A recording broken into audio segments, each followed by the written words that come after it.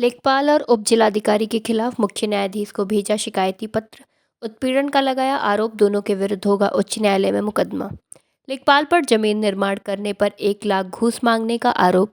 वहीं लेखपाल के जिलाधिकारी से शिकायत पर लेखपाल ने पीड़ित के खिलाफ तालाब कब्जा करने का दर्ज कराया मुकदमा।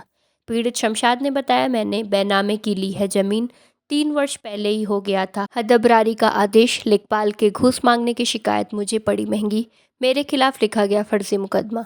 उप जिलाधिकारी सोहावल ने मुझे 20 जनवरी को कार्यालय बुलाकर लेखपाल से सुलह करने के लिए धमकाकर बनाया था दबाव। सुलह नहीं तो लिखवा दूंगा मुकदमा। अगर मेरी ज़मीन तालाब की है तो कैसे बनी पक्की सड़क? सड़क बनाने वाले पर मुकदमा क्यों नहीं? आखिर कहाँ गई मेरी खतौनी? पीड़ित शमशाद। मुख्य न्यायाधीश से लेकर मुख्यमंत्री राजस्व परिषद सभी उच्च अधिकारियों को भेजा शिकायती पत्र। उप जिलाधिकारी एवं लेखपाल के खिलाफ जाएंगे उच्च न्यायालय। वहीं उप जिलाधिकारी सोहावल से संपर्क करने का किया गया प्रयास, नहीं उठा उनका फ़ोन। पहले भी फ़ोन न उठाने की है शिकायत। अयोध्या के सोहावल तहसील अंतर्गत भद्रसा बाहनर का मामला।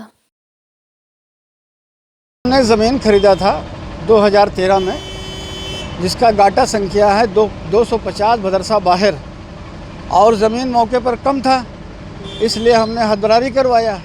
हदबरारी का आर्डर जो है 3 साल पहले हो गया, तो लेखपाल के पास चक्कर लगाता रहा कि लेखपाल साहब नाप दीजिए। तो उसके बाद में लेखपाल साहब ने कहा कि हमें 12,000 रुपये आप दीजिए, ये खर्चा लगता है, हमें और भी अधिकारियों को देना पड़ता है। 12,000 रुपया दे दिया हमने। उसके बाद लेखपाल साहब ने कहा, हमारा उस टाइम में हमने सोचा निर्माण करने के लिए, तो लेखपाल साहब ने कहा कि 1 लाख रुपया दीजिए तब निर्माण करिए। तो हमने अधिकारियों में उनकी शिकायत की, लेखपाल साहब की। उच्च अधिकारियों से आपने शिकायत की? हाँ, उच्च अधिकारियों। जमीन कैसी है आपकी? ज़मीन एक नंबर ज़मीन है और बैनामा की ज़मीन है हमारी। आपने डीएम के यहाँ शिकायत की है इसकी? डीएम साहब के यहाँ शिकायत किया, एसडीएम साहब के यहाँ शिकायत किया। उसके बाद एसडीएम साहब द्वारा हमें वहाँ बुलाया गया।